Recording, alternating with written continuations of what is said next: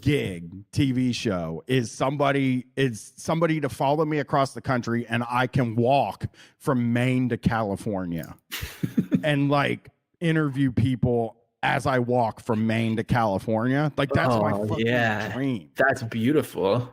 Yeah. I walk 25 miles a day during the summer anyway.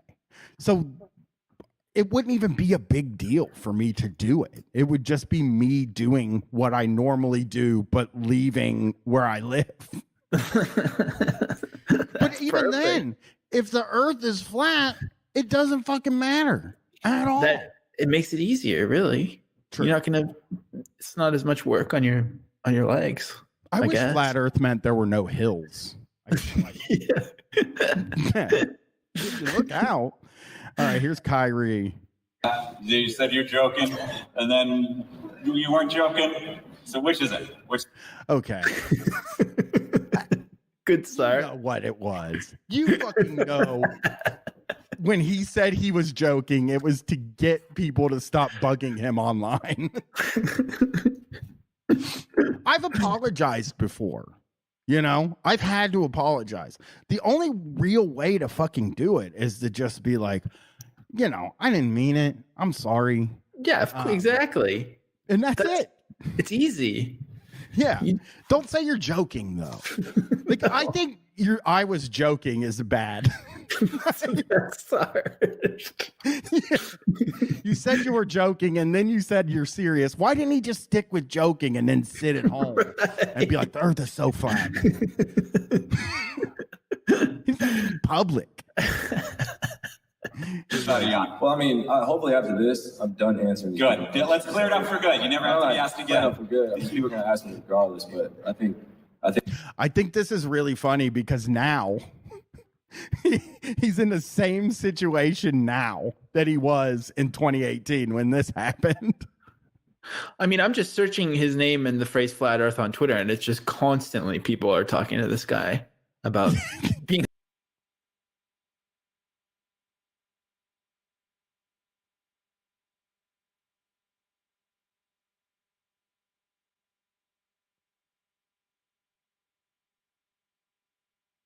My dream gig TV show is somebody to follow me across the country and I can walk from Maine to California and like interview people as I walk from Maine to California. Like that's my fucking dream. That's beautiful. Yeah. I walk 25 miles a day during the summer anyway. So it wouldn't even be a big deal for me to do it. It would just be me doing what I normally do, but leaving where I live. But even then, if the earth is flat, it doesn't fucking matter at all. It makes it easier, really. True. You're not gonna. It's not as much work on your legs. I wish flat Earth meant there were no hills. Yeah. Look out! All right, here's Kyrie. You said you're joking, and then you weren't joking. So which is it? Which? Okay. Good start. You know what it was. You fucking know. When he said he was joking, it was to get people to stop bugging him online. I've apologized before. You know, I've had to apologize. The only real way to fucking do it is to just be like, you know, I didn't mean it. I'm sorry. Yeah, exactly. And that's it. It's easy. Yeah. Don't say you're joking though. Like I think I was joking is bad. Sorry. Yeah. You said you were joking and then you said you're serious. Why didn't he just stick with joking and then sit at home and be like, the earth is so flat? He's not in public. Well, I mean, hopefully after this, I'm done answering. Good. Let's clear it up for good. You never have to be asked again. For good. I mean, people are going to ask me regardless, but I think this is really funny because now he's in the same situation now that he was in 2018 when this happened. I mean, I'm just searching his name and the phrase flat earth on Twitter, and it's just constantly people are talking to this guy about being there's no living. He actually probably instead of apologizing, he should have like tripled down on it and could have been like, he could have gotten like speaking gigs or something. He could have written a book. Oh yeah. One of my dreams in this whole world is like I'm telling you all my hopes and dreams, I guess. One of my ideas. That's the power of the apology, really. It opens you up. And one of me and Brett's ideas very early on was to make a website for Street Fight that is a libertarian website where we just say that we're libertarians and it's got all this info. We would record a couple, like 2 or 3 fake libertarian podcasts so that if you click the link, it would play a libertarian podcast so that we could get hired to do libertarian conferences and then goof on them on stage. But very lazy when it comes to that. Yeah. But I think it would be so fun to convince people you're a libertarian and then do conferences and fucking. Yeah, or even just like upload the same episodes, but with just like different title, different SEO, and send it into libertarian podcast world and see, maybe they'd be into it. Maybe you could just trick them that way.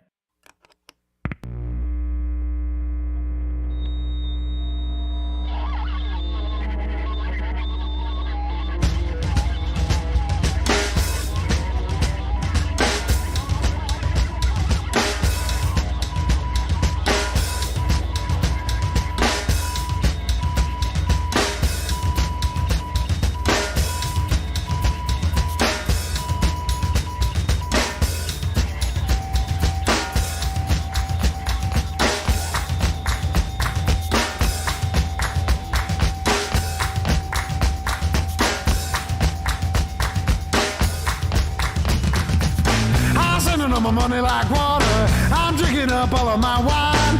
People ask me to care about the future, said I won't, but I don't think I got the time. And I can't or won't, and I'm gonna do it anyhow. And there's nothing you can say, to make me now. And I can't or won't, and I'm gonna do it anyhow. Dark circles and I'm not getting any sleep. This has got it all across my mind. People ask me to care about the future, said I will, but I don't think I got the time. And I can't or won't, and I'm gonna do it anyhow. And there's nothing you can say, to me now. And I can't or won't, and I'm gonna do it anyhow.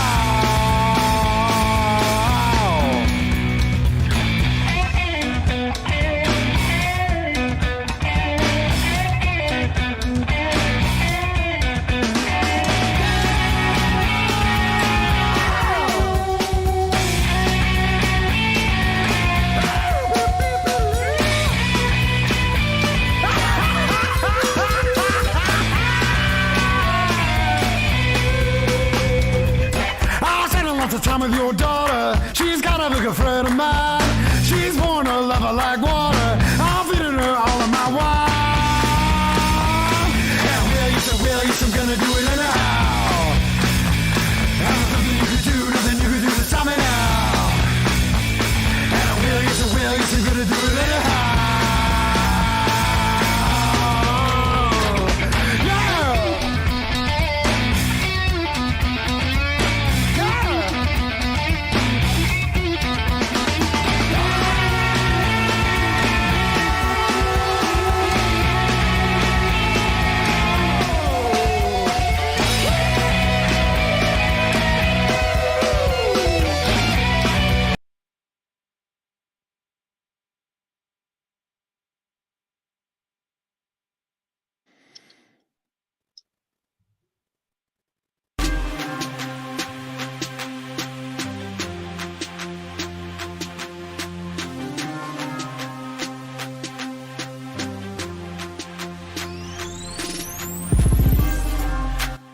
Hello, Street Fighters. Tonight's the night for a Sunday street fight. It's the call-in show.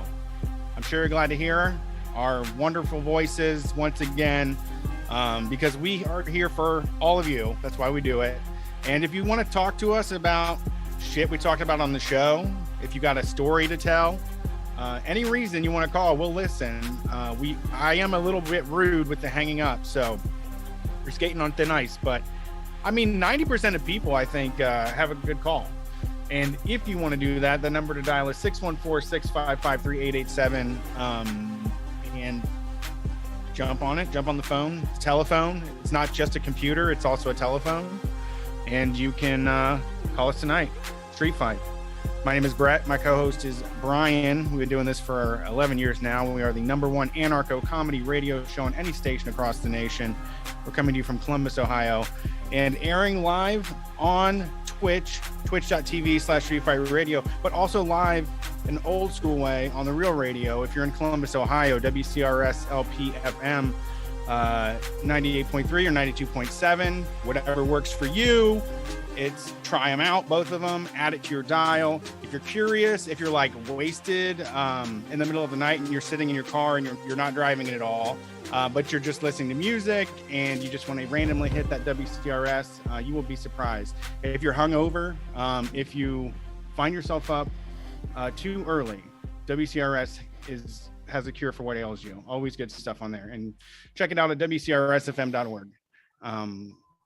That was like one of my longest ones ever. I got lost. Really? I don't know about that. I think it was a shorter one, actually, because I wasn't ready to talk yet. And my body like adjusts to things. So I was like, it's talking time. So I'm talking now, though.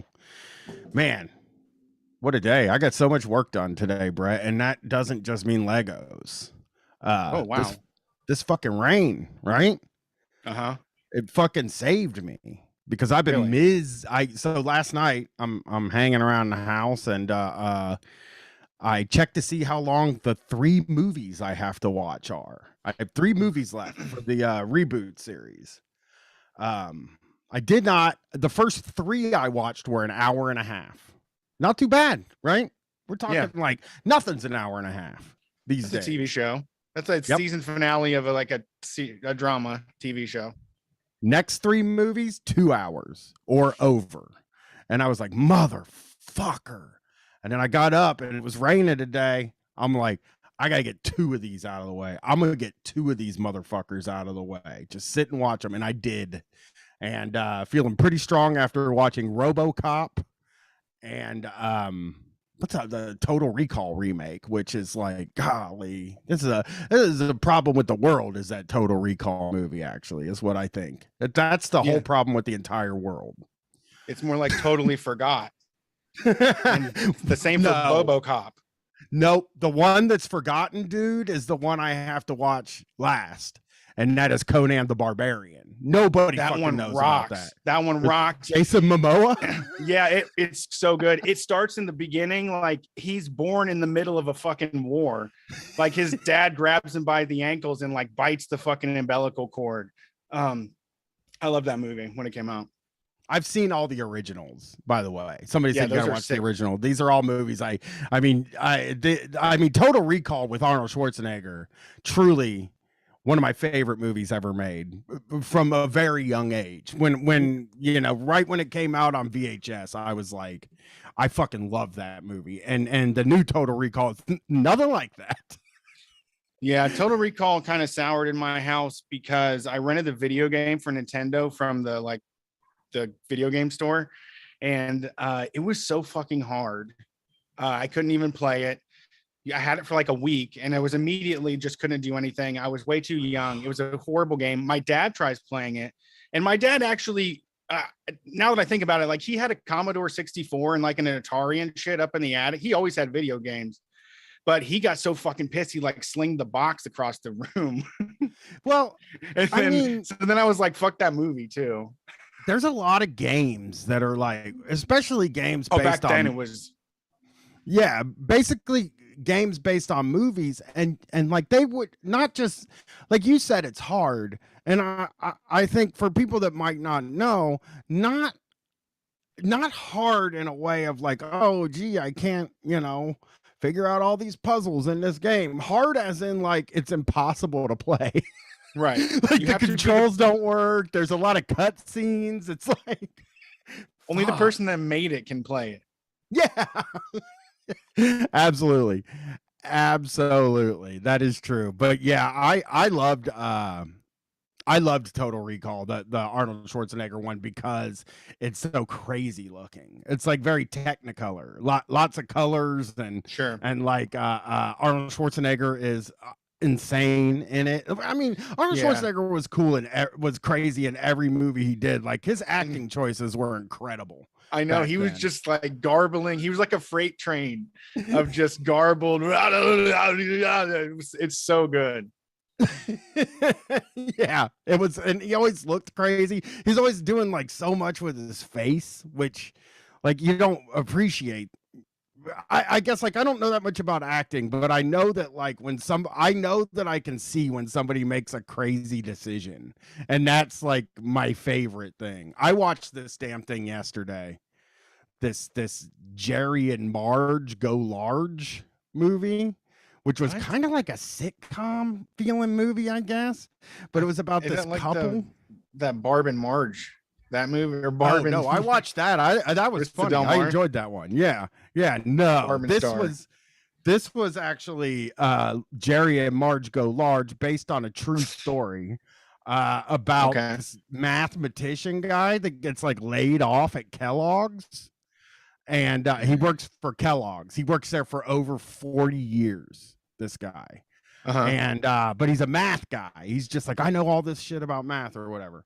And he retires, and they are just like, you're retiring, bro. It's like that kind of movie where the old guy is like, it's Bryan Cranston. That's great. Like, no, he doesn't want to retire, but he is retiring. And I think my favorite part of it, it wasn't a very good movie, but the best part is at his retirement party, he's kind of bummed out, and his family got him a fishing boat, and he's like, do I like fishing?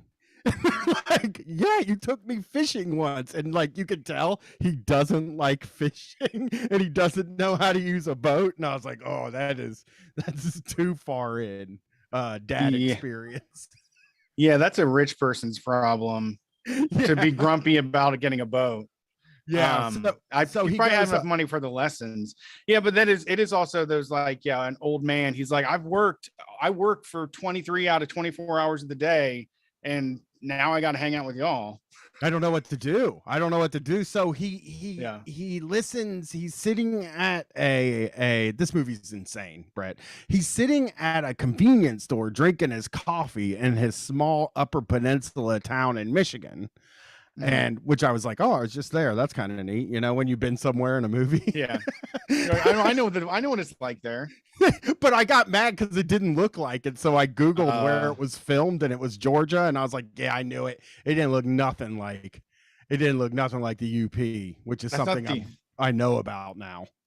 Yeah, not the Michigan in your heart. It's not up north, okay? Up north, what they call it up there.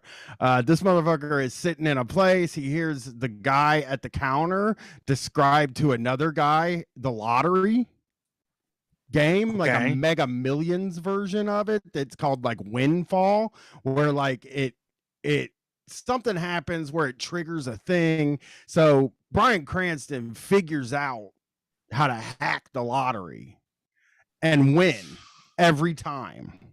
Not the jackpot, but as in like he figures out how many tickets you would have to play to make more than your money back. This is a very true story too. He's a mathematician, and really happened. That's what they say. They say this really fucking happened, right? And so he turns into a business, an LLC. We're an investment group, and he revitalized his town with it. Like everybody in town is like giving him money, and he's going to Massachusetts because the game's in Massachusetts. He's going there, and he's spending 11 days a month going through tickets and cashing them in, and then the whole town just gets taken care of. They're all making money. And then some son of a bitch kid from Harvard also figures it out and tries to take it away from them. And That was the only part I like, is like that the bad guy was just some Harvard kid who also figured it out and had the resources to try to take him out of the game. But I like kind of liked it because I liked the fact that like somebody hacked the lottery. Yeah, we talked about it. Yeah. Made me feel good to know that there is actually a way to do it. And it was based on, If you see it, you can be it. If you dream it, just believe it. yeah, it was based on a newspaper story where the newspaper lady was trying to get him in trouble too. You know, she was like, "Oh, I found out this is all going on." I was like, "Why are you telling?" Oh yeah, hush up. Telling. Golly. Hush up. He was making like $15,000 a month on it. It's not like Oh he's my God. breaking Massachusetts. You know what I he's mean? Peeling off a bit. Peeling off a little bit 15,000? for himself. That's all? Well, that's the first time, and then like the more you play, the more you win. Right. So then yeah, he's got the more you get caught. he's in town telling people like, I'll sell you shares. He's like, I'll sell you shares. So each person gives him $500 and then he pays them out after it's over. And like, so then everybody in town's like driving Corvettes and opening ice cream stores and shit like that. I don't know if that part's true. I just know that an old man hacked the lottery and made a shitload of money for his town. I think Bryan Cranston is going to be our Clint Eastwood. Like he's like the one that's going ahead and trying to feel all the worst feelings and talking about how miserable it is to be an old man or whatever. He looks so old in that movie. I don't know if they aged him with CGI or whatever, because I know this movie used a ton of CGI, because one of the reasons I want to tell you about it is they show the Harvard kid's dorm room and he's sitting in there doing something, and them motherfuckers CGI'd a poster on his wall. No. Like there was a CGI Matrix poster on his wall. And I was like, Lord. why would you even do that? Like, why not just put a fucking poster on the wall? Yeah, they didn't want to pay. They didn't want to pay. Their people were working 18 hours a day. They didn't want to ask him to do 19. I think Bryan Cranston, like, he's gonna be Walter White again sometime in the next month. We're gonna see him show up on Saul finally. So that's kind of exciting for everybody. But Better Call Saul has gotten so weird because everybody's so much older that like it's a prequel, but Mike looks like he's about to fucking, if he takes one stiff fall, he's dead, you know? Sure. Gus looks older. Everybody just looks a little bit like way older. And then I'm like trying to suspend my disbelief and not complain about it, but I still like really want to complain about it. Yeah. Brett, I got some news for you too, real quick. Another thing that we were checking out this week on Hulu, there is a Victoria's Secrets, like the Abercrombie and Fitch documentary, but for Victoria's Secret. And it's about Les Wexner and Jeffrey Epstein and like that whole thing. So much Columbus in this movie, just so much. And the New Albany police, I mean, they should close them down like Uvalde. What was going on out there? Oh yeah, it was a They're payoff. bad. Yeah, Private gang. it's hilarious because what I wanted to tell you about was like they talk about there is a part of the second episode of this thing that is basically all about New Albany. And yeah, that's awesome. It's wild because they say the shit that our parents and like that the people that are older in our families have said. He's like, oh, he bought his own land and he turned it into New Albany and now it's just a place for him. But they say it and then they play audio of him saying that's what he was doing. Sure, but did they talk about the moving the Christian radio station light? Not yet. No. I mean, that had to happen recently, though, right? I mean, the early 2000s. Yeah, because I remember it being there when I worked out there. 90s. Yeah. Well, no, it was out there when I still worked out there. He made him change the direction of the cross. Oh, okay. Okay, yeah. So that it would be two-dimensional from his house because it was in a three-dimensional orientation from his house. And he was just like, can you tilt that to the side? Yeah, yeah. Somebody in the chat, Rock Monster, said I should watch The Anarchist on HBO. I was actually telling Brett about this. show about anarcho-capitalists that I think went and ruined Acapulco. Yeah, sounds interesting. I think we should maybe do a video watch. I think we should watch it. We should. We should. You know what's funny is talking about the beginning of that Bryan Cranston movie. I've been buying like a whole bunch of shit from real estate auctions, and I mean I love it so much. I'm addicted to it. I really like learning about shit, but I've had so many things go through my hand. It's kind of shocking. Like I had a Barbie furniture that was made in the USA that was in the 80s. And there was like a belt buckle from the 90s. And there's like model kits and there's so much glass and all this other stuff. And like, I didn't realize how much a kick in the teeth NAFTA was, you know, I mean, for just getting rid of anything being made here. Yeah, they used to make shit here like a while ago, like not very long ago in the grand scheme of things. They did used to like kind of make stuff here. Yeah, I mean, Zanesville is so huge for pottery, and there's like so many cool lamps and vases and stuff that's just like sitting in grandma's basements and shit. That's way better than just going to buy a fucking Joanna Gaines like shit from Target. People should go through their grandparents' basements, right? Like, yeah. I know for me, it was like both of my grandparents, when they died, I was just like, I don't give a rat's ass what they have. And I never even went and looked at their house while people were picking it over and stuff like that. But my parents did like get their hands on a bunch of stuff. And then I've talked about this on the show before. They gave me the family silverware. That was like, I don't know why my family would even have family silverware. This had to be something from, you know, way before my parents. And then I was like, you take care of that, it'll be worth something. I fucking had every bit of it melted down. It was worth buying groceries for 1 week. Yeah, I mean, that's what most of it is. Yeah, but people buy it by the pound. They don't really buy it to like restore it.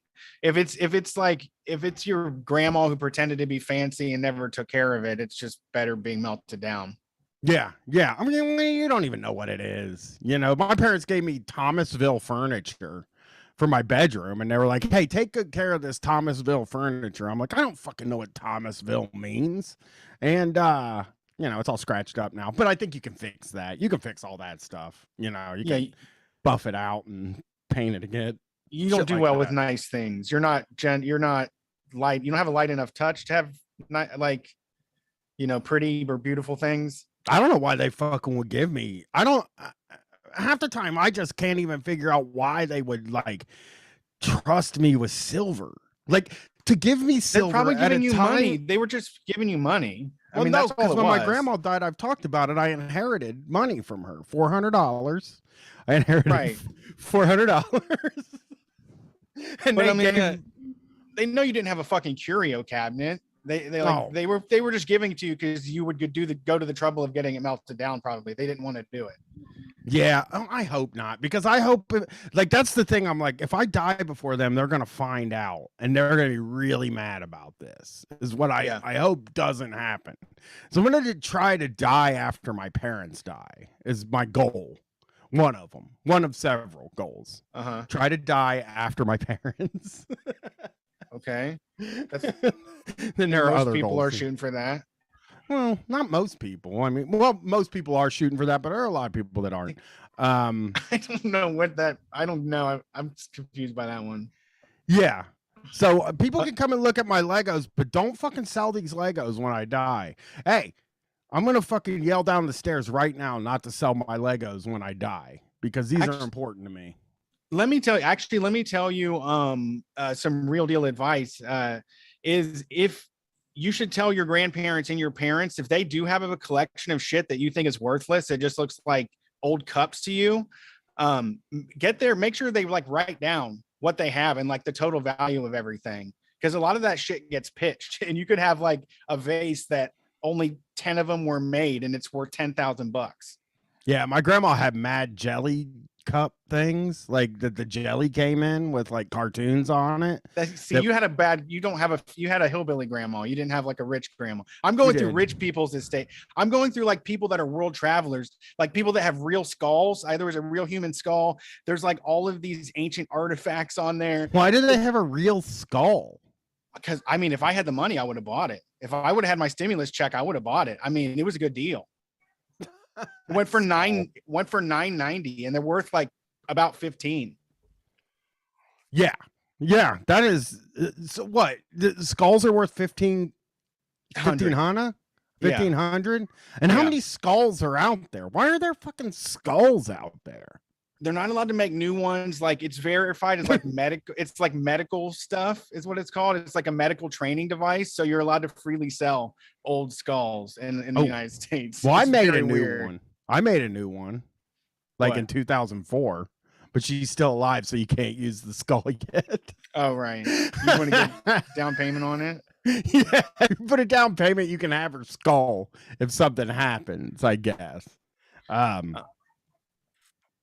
Yeah, that's crazy. That is crazy that people are selling skulls out there. I don't know if I like that.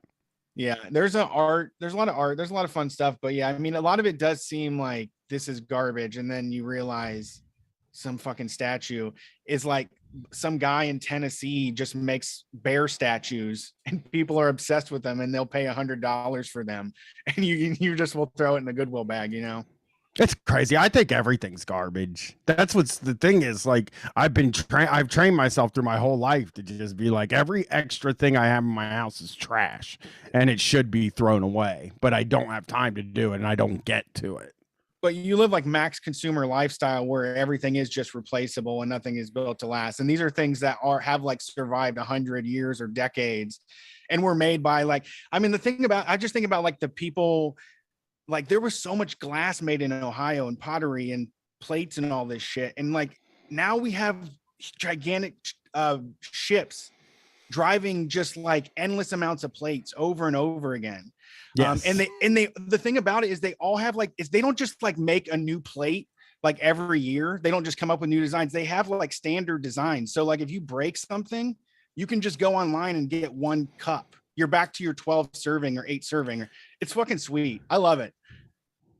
Yeah. I'm obsessed with like the manufacturing of it all. I like the history of, I guess consumer products and a lot of, sorry. Go ahead. No, go for it. I was going to say something stupid. Oh, that's fine. It was just, I don't know. It's just interesting that like, how big Ohio was in like making like fancy pants glass for like middle-class people to put in their house and feel like they're somebody, you know. And Longenberger, we made baskets here too. Yes, brother. Yeah, those are nice too. I mean, those are worthless. Most of the baskets are worthless. If you have anything that isn't a basket, like if it's a bell, if it's a planter, if it's a mini version of a big basket, the real baskets are like worth almost nothing unless they have like all the accoutrements or unique colors. My wife has been to, she goes to yard sales a lot, and I think every time she's ever been to a yard sale, she buys a picnic basket. Like, if somebody sees a picnic basket, she's like, we're gonna need that picnic basket. And I'm like, I'll never eat a picnic ever. I had a picnic in fucking the 90s, and then that's the last picnic I had, and I said never again, never another picnic in my whole life. But they all want you to get the one with the wood tops. You're talking about the wood lid, and we got one of those. It has like a cheese knife and a butter knife and a cream knife and like a million extra utensils. Yeah, we got one. A little plank of wood. Yeah. It's goofy. That's so goofy. My parents, like, one year, my parents were like, we're going to go to Florida, but there's 5 of us, right? So, like, nobody in the world can afford to go to Florida with 5 kids. I just don't even know, like, how they ever thought that they would be able to do that, And I was excited because, like, I get out there on the road and I'm like, man, I fucking love truck stops and stopping at restaurants and getting, stopping at a Stuckey's, man. Oh, did I want to stop at every Stuckey's I saw? And I just loved it. And they fucking motherfuckers made fried chicken in the oven, by the way. They didn't even fry the shit. My parents never fried a thing in their life. They made fried chicken and they put it in a Tupperware in a cooler and then pulled over and we're like, we're going to have a picnic. And it was fucking cold chicken. And then like a bunch of like, stuff I don't like potato salad and stuff like that. And I was just like, that day I was like, I'll fucking never do a picnic again. I don't care. You know, I'm going to pay for food at a Stuckey's when I'm on the road from now on. And I have every time. I've never packed another picnic in my life. Yeah, I was gonna say if I had 5 kids, we would never go to any restaurants. I know. They wouldn't even know what that. I would say when you're older, if you want to explore, having people make food for you, but I cannot afford to ever eat out with 5 kids. No way. No, they didn't take us out very much. Everybody's sharing one plate. I'm already sharing. Me and my daughter just get one meal now and just share it for most Chinese and Indian places. So. Yeah, they took us out every now and then, but most of the time what they did, this is the most brutal thing you can do to your kids. And I want to tell everybody out here, you got more than one kid, they would go out to dinner and they would fill the freezer with 5 chicken pot pies from the freezer, like the 49 cents at the time you could get them. That's a full ass. No, not even Bird's Eye. I mean, people might know this if they know Meyer Mega brand. It was just called Mega, right? And they would buy us each a generic soda, and then give us each a fucking pot pie, and then they would take off, and they would go eat at a steakhouse, and we'd all be sitting at home eating pot pies. And I haven't had a pot pie since the 90s because of that. Because it was just like, this is so unfair, you know? It's like, you made me, and now you're going to make me eat fucking chicken pot pie? I should be eating fucking good, and you should be eating a chicken pot pie. And then that's what I did with my kid, which then I also find to be unfair. You never made your kid eat a fucking chicken pot pie. No, I'm saying I made myself eat the chicken pot pie while she ate the good food. Oh, yeah. You put yourself last. Yeah, I put myself last. Yeah, 69-cent frozen pot pies. Yes, my parents would make us eat these fucking pot pies. And I can't ever look at, I don't want to go to somebody's house that's making fresh pot pies because I don't want to smell pot pie. It like messes with my face, makes me feel bad to even think about. So well, wow, that was a lot. Well, you know, I lost as soon as you as soon as you stopped. Started crying about a chicken pot pie. Yeah. Oh, I remember now. I have the same intuition though. So does Jamie, and so does Adam. Brandon's a weirdo, but we all of us, whenever we go to like amusement park, I go to the movie theater, I pay for popcorn. Like I think it's like, I know it's fun. It feels cool to sneak it in and everything, but like I'm proudly paying $12 for popcorn because I had to sneak it in when I was a kid. My parents brought it in. We didn't do any of that shit. So now I ball out wherever I go. I'm like, oh, is that a balloon for $16? I have the money. I'll pay for it. Yeah, my parents would take us to the movies, and we weren't allowed to sneak anything in, but we also weren't like allowed to have anything. That's fucked up. I mean, my parents broke the law. My dad would not pay for that shit. Oh, my parents, dude, I'll tell you what, my parents didn't break any laws. And I'm talking about any. If I had snuck candy into the movie theater when I was with them, I'd be in trouble, and they'd probably tell on me. I'll bet you they would fucking tell on me. Like, he's sneaking candy in, you know what I mean? Because my parents were like, you know, when you talk about like, I don't know, senior skip day, right? Where every senior skipping, my parents wouldn't call me in to skip. They're like, no. Because you skipped the rest of the year. I did, but they didn't know that. And they didn't know that. Because I had girls write me notes or whatever for your parents. For the teachers. Yeah. It would, because like if you say it's your mom, and this was all right, everybody. This is gonna sound really bad now, but back then it didn't. If you're a dude, you have a girl write you a note and say she's your mom. And if you're a girl, you have a dude write your note and say that's your dad, because they got, dude and girl handwriting. And that's how that was the philosophy at Groveport High School with everybody. Was like, you have the opposite gender, because then the people at the attendance office can't be like, but that looks like a man's handwriting and you're a man. So that's how I did it. I had girl handwriting. I've had several people say, oh, Erica filled out the card, and I was like, no, I write clearly and bubbly. Excuse I me. do not. I cannot. Everything's thin and sticky with me, like sticks. Everything I write is a stick. Yeah, I have my stenographer handwriting for myself, which is mostly just shapes of things I'm thinking about. Barely words. Yeah. I mean, my parents were really, really like they were like as law abiding. I'll tell you this, they were so law abiding that when I was 18, how law abiding were they? Yeah. When I was 18, me and my friends used to hang out in the street in front of our house growing up every night and just get high and smoke cigarettes and fuck around out there, chat, have a good time. After curfew, if we were too loud, my parents would call the police on us.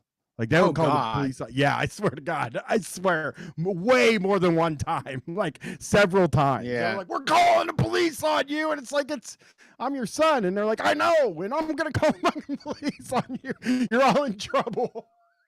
Yeah, so it's not that they're just like don't want to break the law. They're working with the police. Yeah. They're civilians on patrol. Yeah.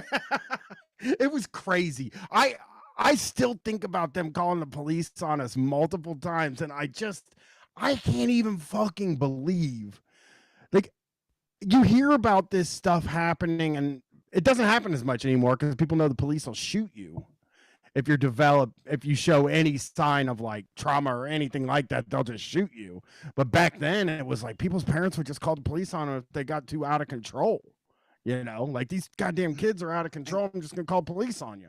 I mean, you were the criminals in the neighborhood, so I don't know if that's all the way true. I mean, I think I did have one friend's parents that would call the police on us when we were like shooting fireworks or skating too loud or set a ramp up outside or play music too loud. Yes. It only happened once or twice, I guess. Oh, it happened once or twice a month when I lived out. My parents moved out of the neighborhood, so we'd stop hanging out in front of the house. Like they were like, we gotta get the fuck out of here. These kids are not gonna stop hanging out in front of this house. So they ended up moving, and then the whole thing happened. But so yeah, okay, all right. Let's take some phone calls, man. Yeah, if you got some family trauma to share, please. Hey, somebody call in if their parents ever called the police on them for something funny. Oh yes, yeah, funny. Good idea. Not sad stuff. If you tell us if you call the police for something sad, then that'll be sad. It won't be as fun. But yeah. Thank you for calling Street Fight. Who are we talking to tonight? Oh, am I on? Hello? Yes, you are. Who this? Oh, hey, it's Ken down in Athens, Ohio. What is up? How's it going? Athens. Oh, it's going all right. Yeah, down in the old A-town. I like it down there. I like it down there, but I don't quite understand it. Like, I've only been there a couple times. Like, I have friends that used to go down there and party a lot. I don't know if it's still like a party place like it was back then, or if they've ruined it. That's all it exists for. It's a drinking town. It's only for drinking. That's the only reason that Athens exists. I feel like I want to go down there. I'm calling in because. Go ahead. I'm sorry. I just want to see what it's like when people are partying. I've only been there during the day, ever. Dude. When people are partying, everyone's the fucking worst. Yeah, everybody, you're gonna feel really awkward because everyone's gonna be 18 to 22. Just wait until like Gwen invites you to like Dad's weekend and you can go drink with everybody. It happens anywhere there's a college. Well, my daughter has decided. Oh God, it's gonna be terrible. Ohio State is probably where she's gonna go. So she ain't fucking going nowhere. I don't even know their song. Do they have a song? Hang on, Sloopy. Hang on, Snoopy. No, it's not Hang on, Sloopy. It's Carmen, Ohio, which I never learned the lyrics to. They made us sing it at graduation, but I didn't know the words, so I just mouthed it because I figured, there's a whole bunch of people graduating singing Carmen, Ohio. So it's that song. Dun, dun, dun, dun, dun, dun, dun, dun, dun, dun, dun, that song too. It's like, you know what I mean? Yeah. Yep. I remember now. I could not tell you how much I hate. Well, okay. This is going to be mean. And I know about 1 million people that listen to the show probably played in a band. I can't stand marching band music. I think it's the worst kind of music. Yeah, I never heard a good marching band song ever. Not one. And sometimes they'll be like, hey, the marching band's playing a Rage Against the Machine song. And you're like, yeah, but it sounds like a fucking marching band doing it. Yeah, there's a bunch of fucking tubas and shit. Like, I'm sorry, I don't want to hear that now. Yeah. Yeah. So okay, what were you calling for? I keep cutting you off. Yeah, okay, that's fine. I was calling to see what you guys think it takes to be a good boss, because I've got an employee. I run a small farm here. I've got one employee, and I feel like I do the best job I can, you know, and like I pay them, you know, it's like $12 under the table, which is fantastic for down here. That's and good money. You know, I give them all the beers they want. I share a building with a distillery, so like, you know, I'll buy them a couple expensive ciders, you know, once or twice a week maybe, and get them some good booze, and you know, they can bring weed and smoke weed all they want, but like, yeah, I can help you. I know what it takes. Do you flip out if they can't come to work? That's a fucking big one. Oh, fuck no. Like if they need to take the day off, do you just have an absolute fucking conniption, or do you say like, okay, here's what I think it makes a good boss sometimes. Here's one good one, right? They can call in sick and they don't get questioned about it. That I don't like. I didn't like ever getting questioned about it. Oh no! If they even say like, like I'm going to be 2 hours late, I'll just be like, "Oh, fantastic! That's great. See ya." How long are these people working for you? How many hours? It's like 2 days a week, 7 hours a day, maybe. Okay. It's really just like an extra job for the guy that works for me. That's nice though. I mean, under the table's good money for sure. 12 under the table's good, I think. Well, it's equal to DoorDash. Yeah, right. It's not good, but it's equal to DoorDash. For sure. I mean, after DoorDash and you fucking up your car, you're making about $13 an hour, $15 an hour, overall. So, okay. Yes. Okay. Yeah, it's really about quality of life shit for me. But also like instead of buying, just give them money instead of buying things for them. Let them decide what they want to drink beer wise. It's a good point. I always buy just beer just for myself. And so they can have as much as whatever I have. That's fair. I do that. But I definitely do give like little like bonuses here and there if I have extra cash. Like if there's some good orders, because like a couple of the grocery stores that we sell shit to, they pay in cash, and you know that's like I don't report that, and that just mostly goes to paying their wages. But yeah, I mean for extra money, I think like here's the thing about jobs where people are doing stuff for extra money, they regulate the boss better than most, because I mean you can't really be a dick to this person because they don't need you. You need them more than they need you. Absolutely. Whereas like when it's their full-time job, so you're pretty well regulated if they keep coming back. I mean, they're my friend. It's like my good friend. It kind of alternates between two people I work with, but I do the best that I can to be as understanding as possible, and I don't bitch or anything, and I try to do all of the annoying, shitty work. But and also, can I tell you? Here's another big thing. I don't know if you've ever done this. You don't strike me as the type of fellow that would do something like this. Don't come in there in a bad mood and start yelling at people. That's another thing. I mean, Brett's got a story about that'll blow your fucking mind. Well, it's a big story, but yeah, when you come in there, and that's how I quit too. When I quit when I worked at a deli and I quit, it's like he came in a bad mood every day. He's fucking screaming at everybody all day, and he finally got to me, and he finally got to screaming at me, and I told him to fucking eat shit. and threw salad dressing at him and left. And like, Oh fuck yeah.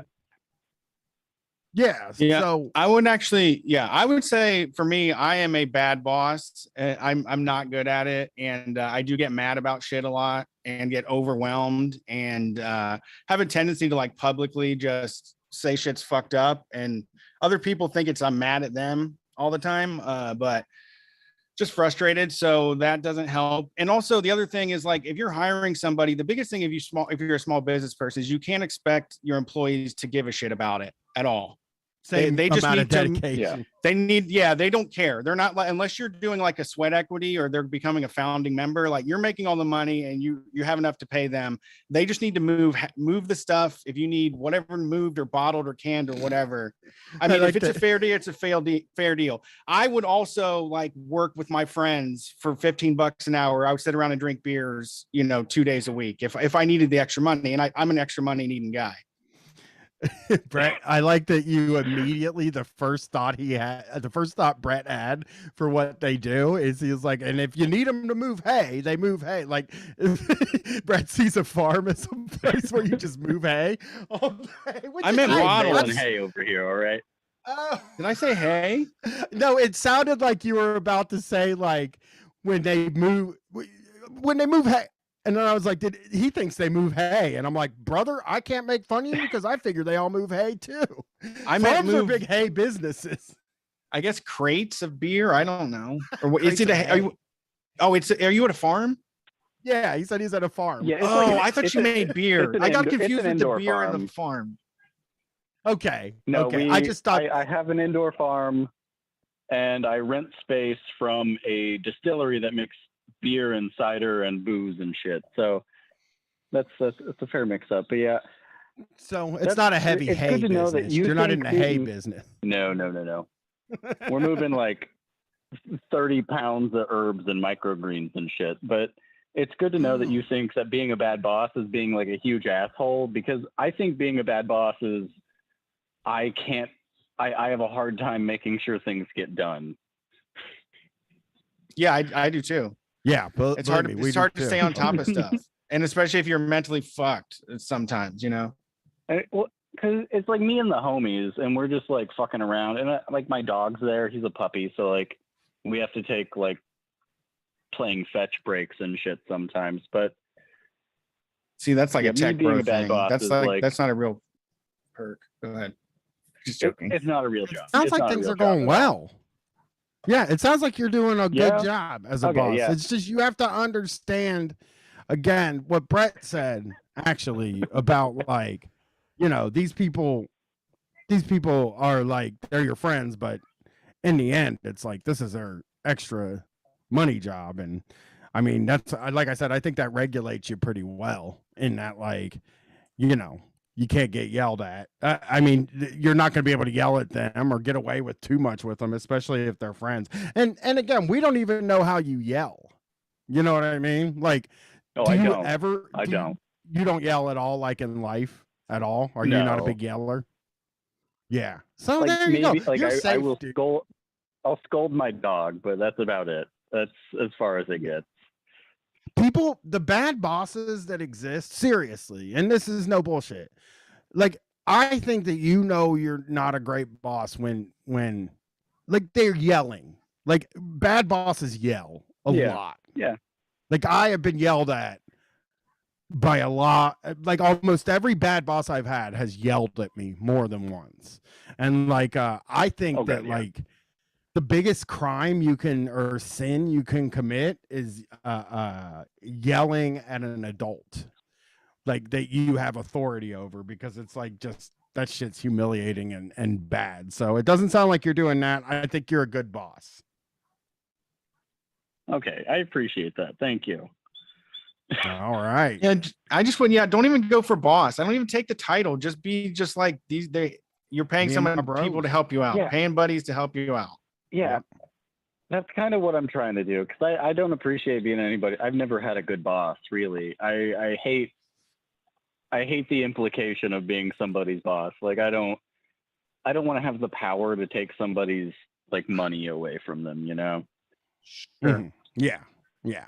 Well, You're good. I think you're good. And Okay, thank you for great. calling. Have a All sweet right, boys. night. You have a great Have a night. good one. You're a sweet boy. You seem like Take a care. sweet boy, and we're gonna let that go. Brett, you got to tell them. You got to tell them that story. I think you've told it a few times, but I Wait, like what it. story? The Plato's Closet story. They're Oh, asking God. for the story I said about yelling bosses, yeah, and I said Brett's got a good story about that. So they Oh wanna hear man, it. yeah. I worked at a used clothing store, resale clothing store, like at the end of high school and then into that summer. So, and I was 18 at the time, and all of us were 18.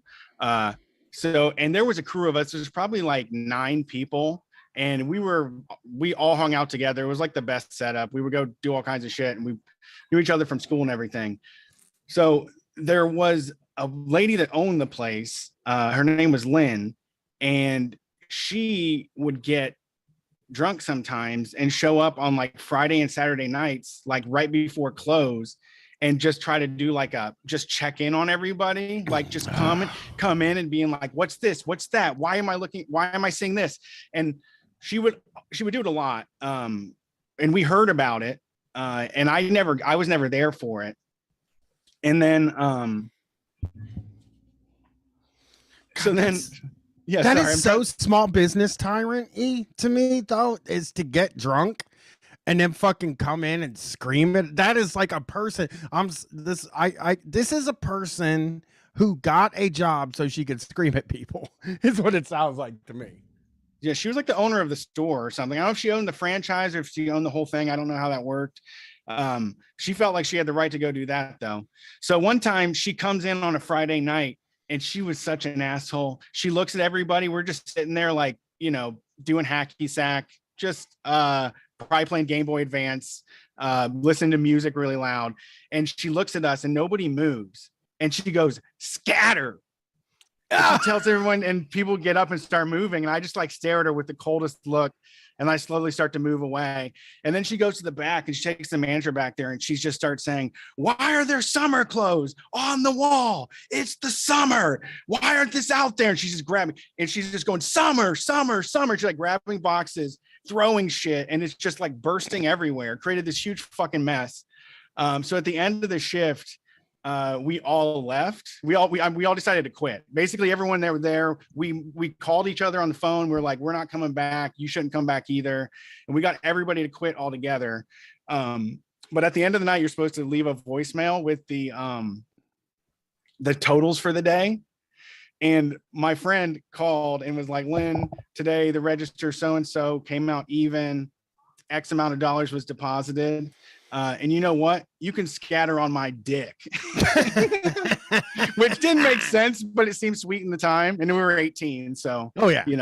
And so then he was like, we all fucking quit. And then we signed a note and signed it on. It said, we had people like other employees come and drive over and sign it, That's so that sick. everybody was there, and we left her right on the main counter, and she had nobody at work. Yelling scatter is Crazy. like Treating you like bugs. Yeah, that is. I've never heard of. I mean, like that isn't something that you could even say to kids, really. Like come screaming out of your house, yelling scatter to a bunch of kids. Yeah. It's a crazy fucking thing to do.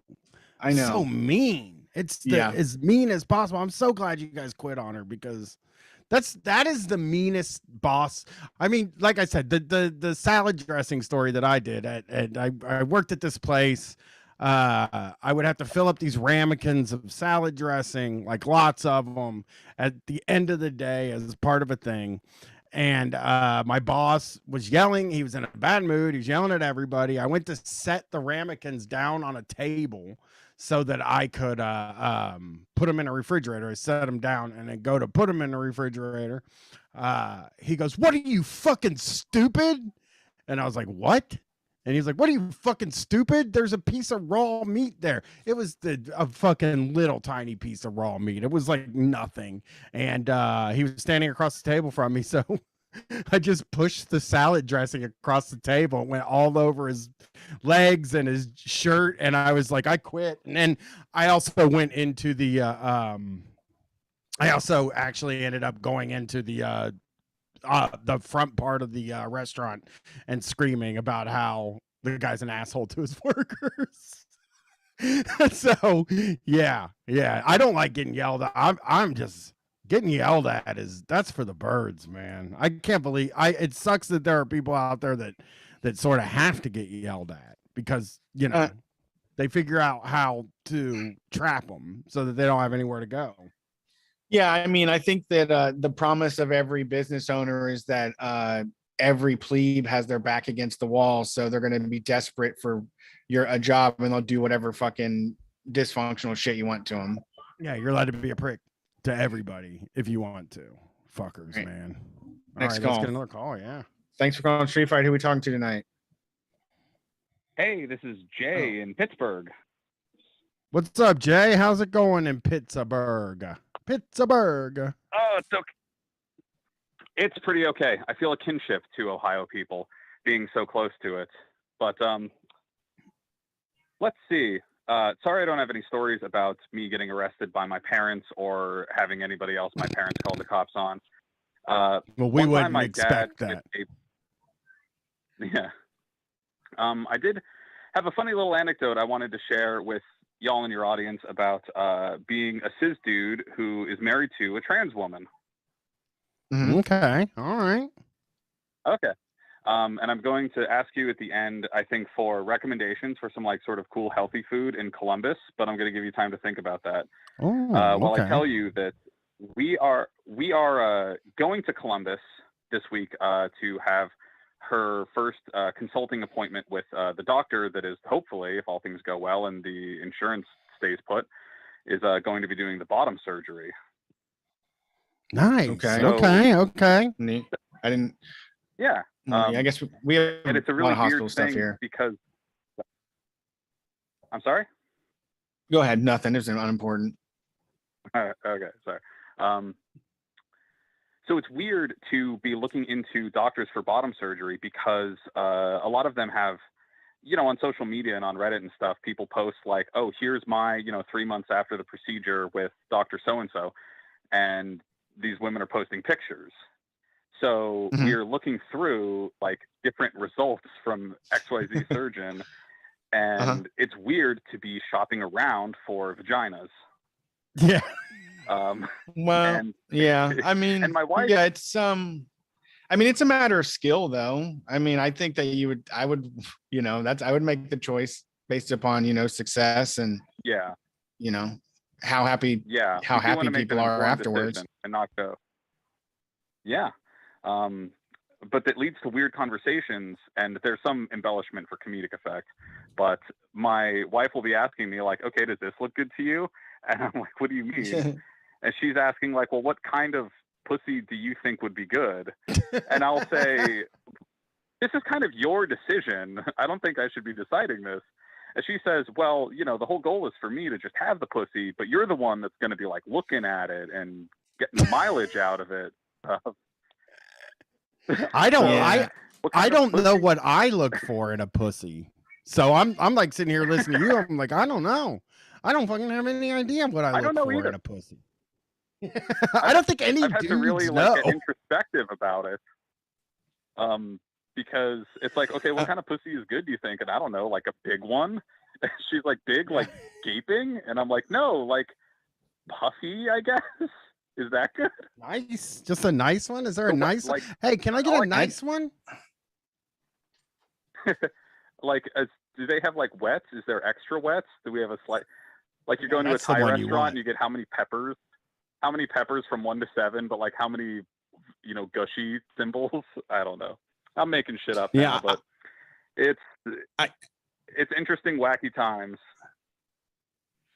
Yeah, I mean, I gotta say that I think that all pussies are good. I've never met a bad one, to be honest. I mean, I'm happy to just see one me too. or be involved with one. So really preferences does not matter. I mean, usually it's like it's really attached to the person for me.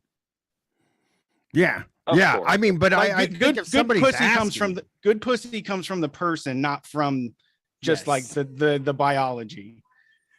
Yeah, but I can Of see course, of like course. where it's like you're getting this thing done, and it's like, well, somebody's asking for your help with it. Somebody you care about is asking for your help with it, and it's just like, I mean, it's one of those. With me, I think if I had to answer that question, I'd be like, hey man, whatever makes you happy, whatever kind of pussy makes you happy, Yeah. makes me happy. You know? Yeah, I would say it's not your decision to make. I would refuse to make the decision. And yeah, there's no good or bad, and they need to take power over their own pussy, because you do not want to get into the thing of letting men have any control over that. It's a bad idea.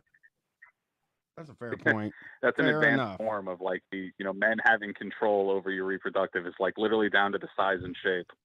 No, that would be a Well, I mean, Yeah. also just don't do shit for men, even if it's your you think your soulmates. Like, don't do anything for a man. Ever. I'll tell her that. I'll let her know. I like it. I like that. So you're coming down to Columbus and you want to know where to get food? Yeah, because another part of getting ready for the surgery is getting below a certain maximum BMI. So we are doing some intermittent fasting. We're eating quinoa and shit. We're getting fit.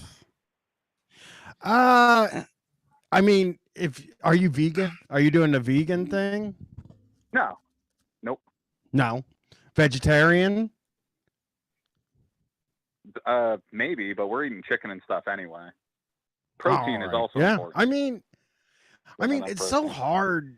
It's so hard to eat at a restaurant and healthily, especially if you're asking me, the guy that eats the least healthy stuff in the world. Anytime he goes to a restaurant is just looking for something bad.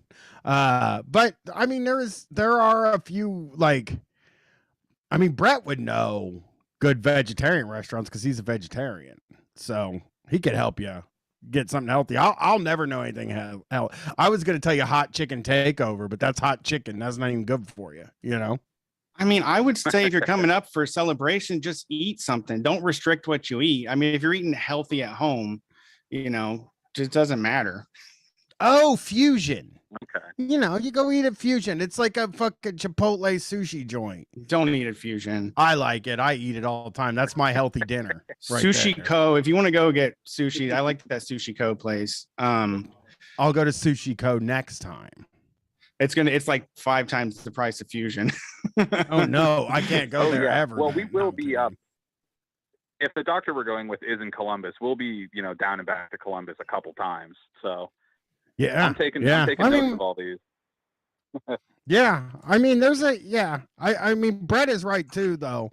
Like 1 or 2 days isn't going to knock you off the wagon at all. Of course, this will be a cheat day when we do the road trips. Yeah,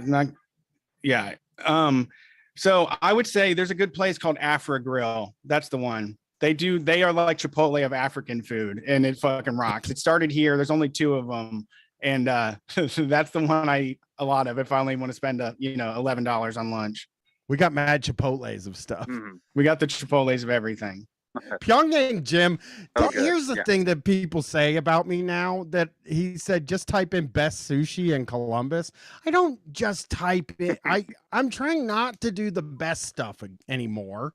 Okay. Now that doesn't mean I still don't, but I am trying to. Brett said something to me the other day that kind of blew my mind. And he said, I'm not using Yelp no more. I'm using fucking Google now. So now I'm using Google. Like, he changed me, influenced me. Now I'm using fucking Google to read reviews. I'm done with Yelp. He's one of those because I think the people influencers. Well, and dude, here's the thing. I think that the people that review stuff on Yelp are the worst people in the world. Like, that is where the worst people do their work. They're like people who like fucking want to be the fucking food critic from Ratatouille. They're my life is a movie people. Yeah, and I just can't do that. So now I'm a Google guy, and I feel like I've had like such better experiences because motherfuckers will just be like, they'll show you food, right? You'll get to see some pictures of the food, but then it's just like a person who isn't a writer that it just must have popped up on their phone when they were done, and they were just like, I don't know, it was good. And I'm like, okay, that means it's good. So, I mean, I just like that you don't have to sign in Okay, or good to anything. You know. can I'll just go on. hit up or down. Google it up. Google it up. But Okay. yeah, I'll go on Google. you can message me too. And after we go through the bottom surgery, I'll be sure to be posting pictures on Google so everyone can get the real reviews about You gotta where go to to get Google. the good pussy in Columbus. It's the new Google Yeah, thing, let man. her do Google that. is the thing these days. But I appreciate you calling. All right. Good luck. Give us a thanks. You have call. a good night, guys. Shoot me a DM on Twitter if you want other restaurant recommendations. Give me time to thank you, Winky. Peace. Okay, excellent. God, Thanks. Have a good night, guys. So funny, Brett. Yeah, I didn't tell you this, but I'm a Google guy now. Mr. Googs. That's where I get all of my information on what restaurants to eat at. And it worked. It's worked so good for me. Yelp doesn't even have like 3 of the taquerias that I go to. They don't even have like a page on Yelp. Like you just don't even, there's not even recommended to you, you know, like, so you don't even know they exist if you only use Yelp.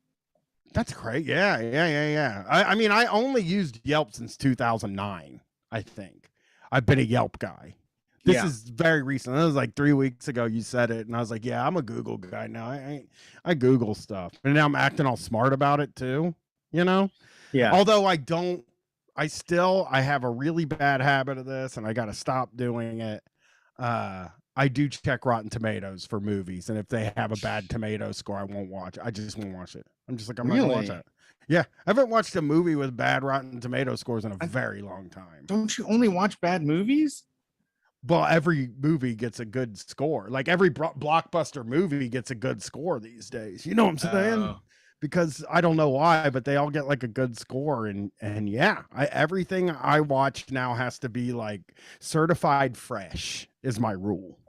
And I know that's bad. That's bad because there's so much stuff out there that like is misunderstood in its time. You know what I mean? Like, you know, you always hear the stories about Scarface and like a few of those other movies getting bad reviews when they came out. And it's like, why won't I listen to myself? But I can't. It's got to have good reviews. And again, some of the worst movies I've ever seen were certified fresh. Yeah. Yeah, I don't check that anymore. I just check. I do the same thing. I see if Google people liked it. Like I said, I think it's simple and easy. Anybody can do it. Thumbs up, thumbs down. I do the audience score if I look at Rotten Tomatoes. I don't trust Google for movies or TV shows. I don't know why. I see that Google score. Also, I see that Metacritic score, and I'm just like, nope, don't trust it. Don't trust it. I gotta see that tomato. I gotta see what that tomato looks like. And I don't even know why. When this happened, you know, even the fact that I think the Rotten Tomatoes is bullshit, I still can't I'm just like, well, let's check the score and see what's doing, you know? I mean, I watch so few movies, like I'm stoked and I really want to see it. So I don't really have a problem of like trying to find a movie. Yeah. I don't watch a lot of movies anymore either, but I don't read TV. Yeah, I just like to watch stuff and be done with it. But I was really into being like Intelligencia. Intelligencia. Yeah.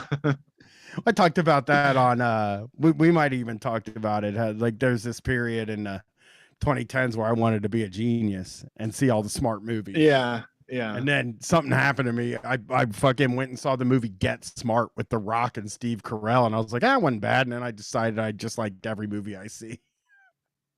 Yeah. I'm pretty precious with my picks.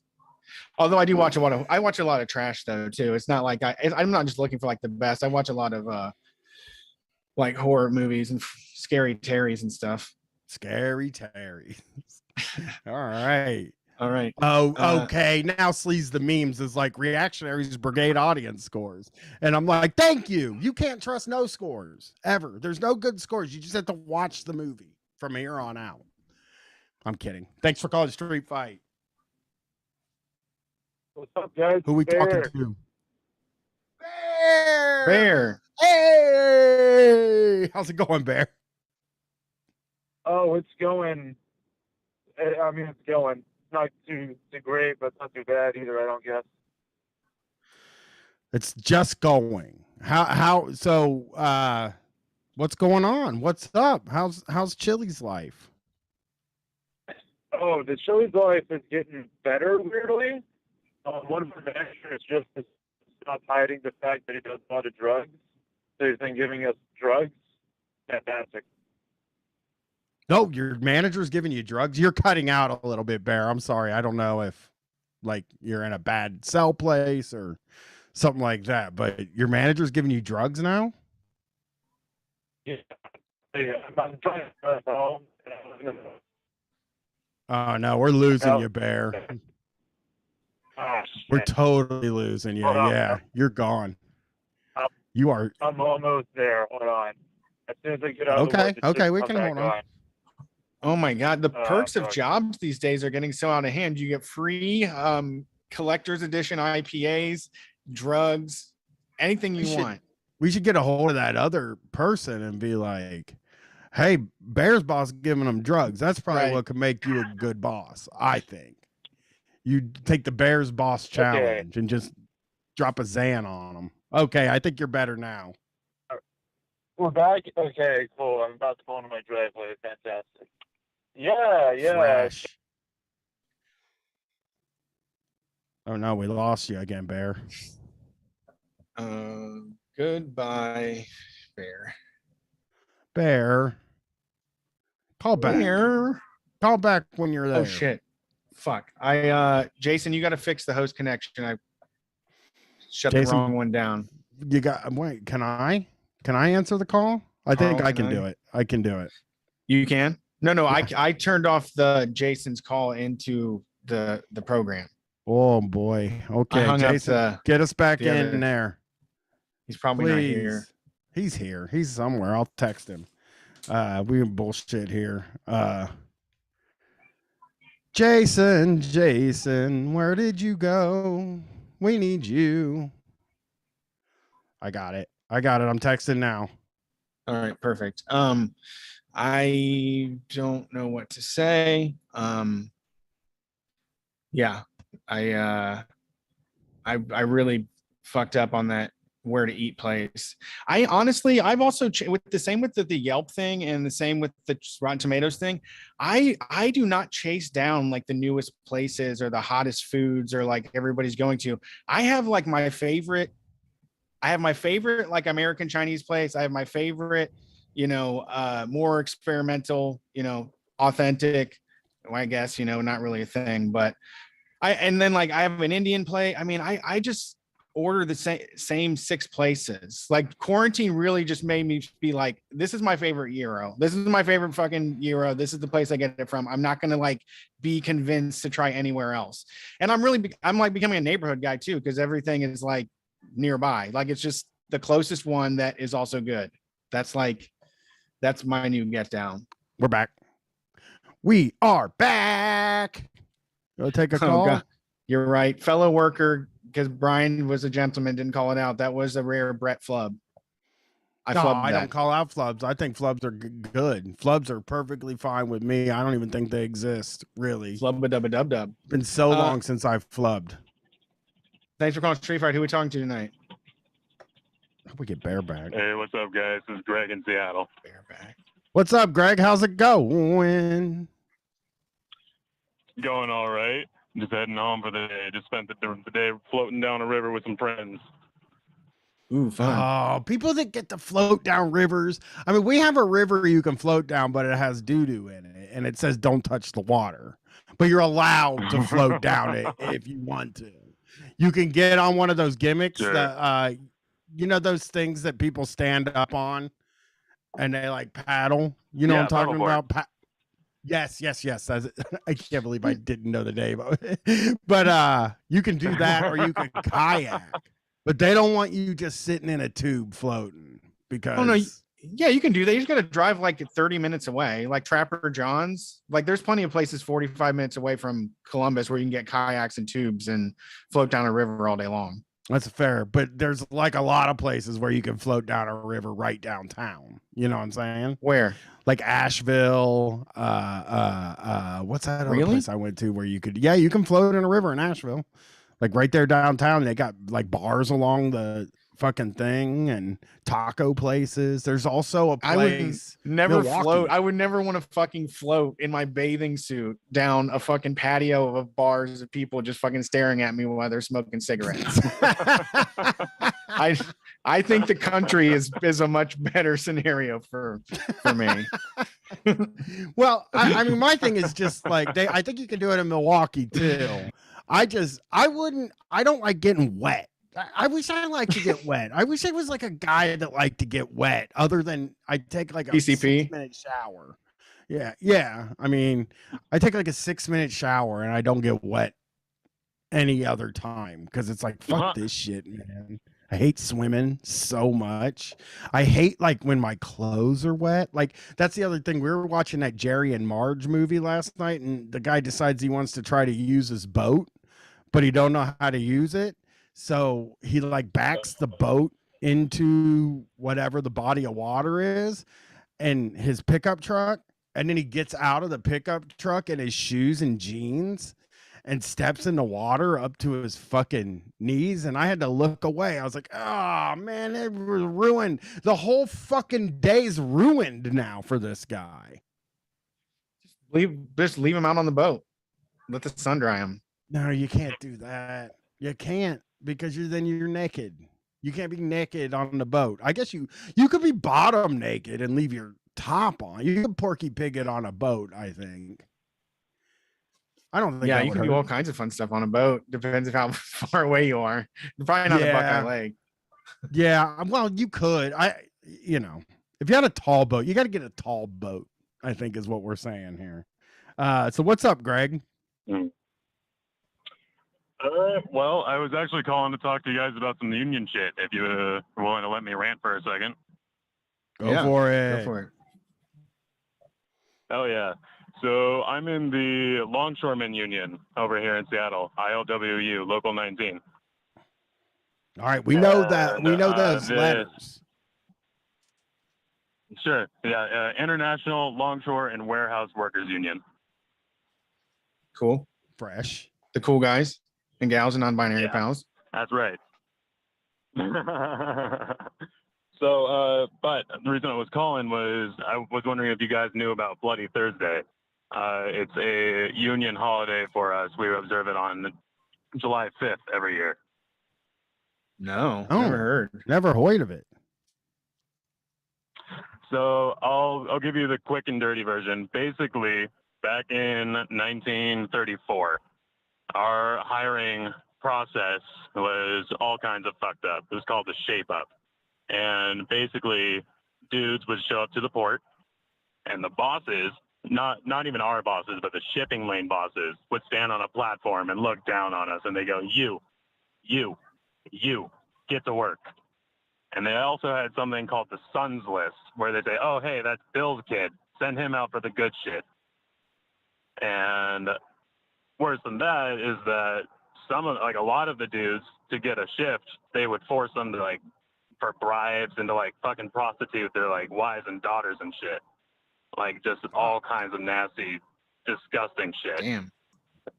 And yeah, sorry, I get a little emotional about this sometimes.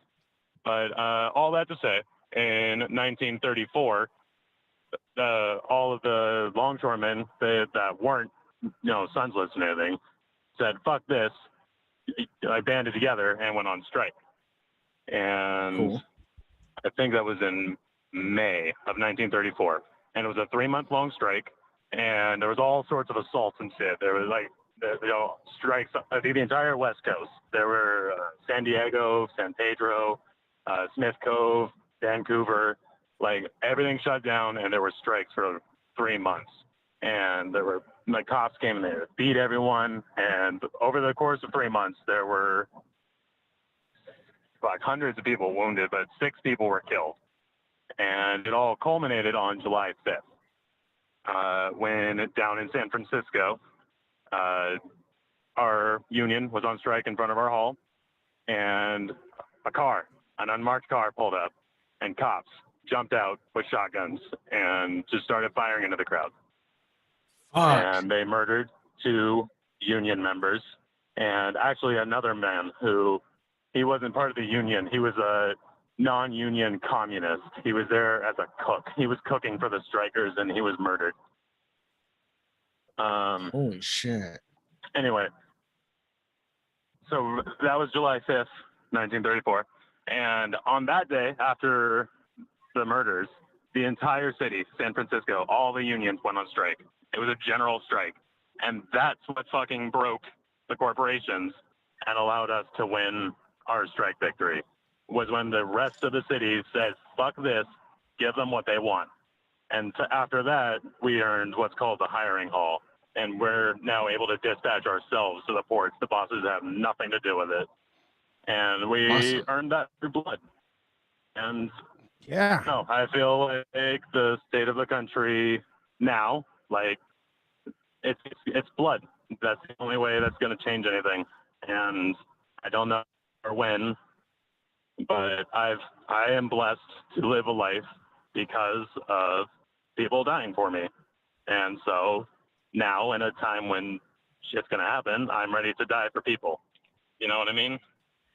Yeah, that's great. Well, not great that you're ready to die or anything, but I get what you're saying. And that's a pretty incredible story. And I do actually, I wish we could figure out a general strike. That has just always been the holy grail to me. And it's like, it's the fucking move we have to make now, right? Like anything we do that's not that is not going to do it. It's gonna have to take sitting down and dropping everything and saying like, y'all need to fucking fix this or get bent. Well, we would probably say fuck off. I don't think we'd say get bent. We're adults, you know. Back then they probably did. They said get bent, see? Because it was the olden times. That's how they talked back then. Yeah. You'll never take me alive, copper. But that's incredible. That's a really incredible story. Yeah, I mean, I feel similarly. I was gonna say I feel similarly in that I listen to like trillbillies, and they all say like they're cowards and they're just gonna go to a bunker or something or defect. But I do believe in people rising to the cause. I mean, I think maybe it's too comfortable now, and I'm not in acceleration, so I don't want things to get bad. I'd love to turn the ship around, but whenever shit crashes, people are kind and people are good, and that's what makes us like winners, because we're betting on how people are. And fascists think that people are gross, disgusting bugs, and some of them need to be killed. And they're wrong, and it creates division and hatred and all that shit. So, but regular people are ready to risk it all already. I mean, we had a young girl that died during the protests, the George Floyd protests here in Columbus, from getting tear gassed to death by the police. Yeah. Yeah. If I can go on a quick last tangent about the strike, one of the guys who was killed, his name was Dickie Parkers. He was 20 years old, and he joined the union on March 14th or May 14th, and he went down to join the strike lines, and he was killed the next day. He never worked a shift. Jesus Christ, that's so sad. Police. Or Police, I mean, Pinkerton Pinkerton in the chest on the strike line. Fuck.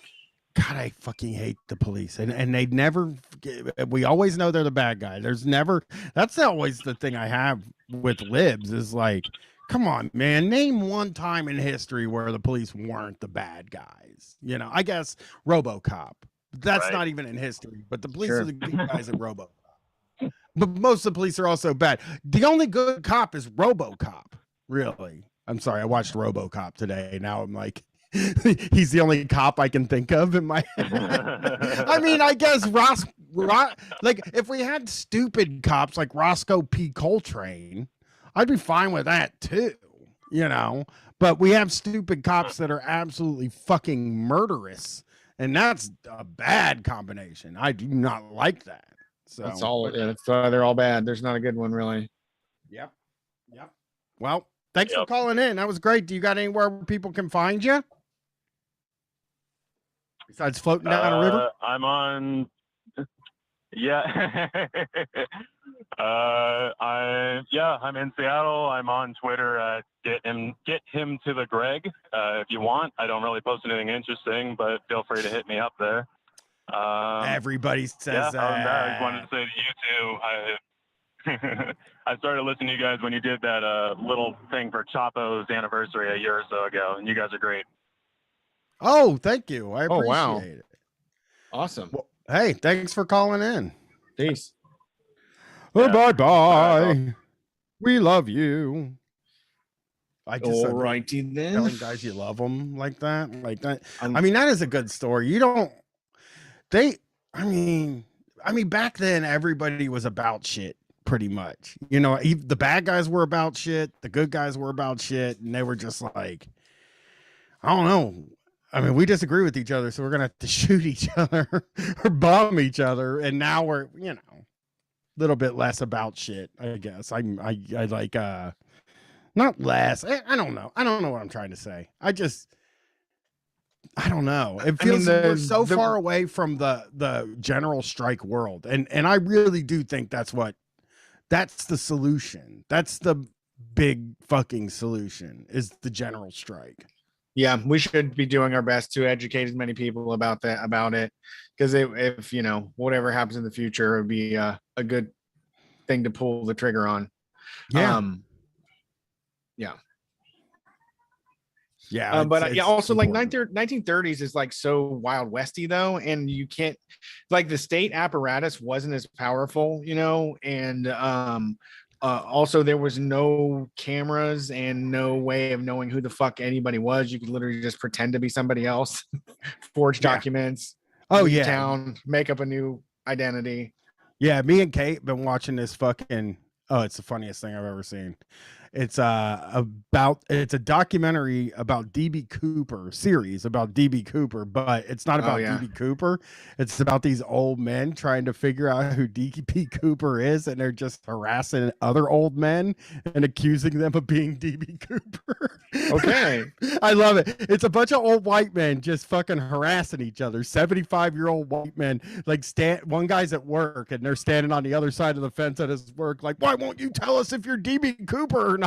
It fucking kills me. It slayed me. But like, DB Cooper's story is like, this motherfucker did this thing, he's world famous, and he fucking just disappeared. Maybe he's fucking dead, maybe he's not dead, but he like was able to just disappear, like, after being like, you know, after this whole thing happens. And like, as I started watching the thing, I got real conspiracy minded and like was like, I don't think it really happened. Like, I don't think there is a guy. No, I don't think there is a guy. It's all lore. It is. Okay. It's like Daniel Boone. He's like, or wait, is Daniel Boone real? It's like Johnny Appleseed. Let's just say I think DB Cooper is like Johnny Appleseed.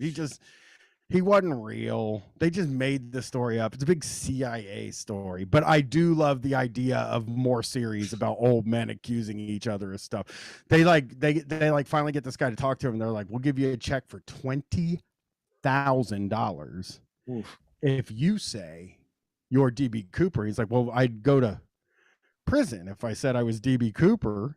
And they were like, no, we got two high-powered attorneys back in Washington that'll help you out. It's like, why?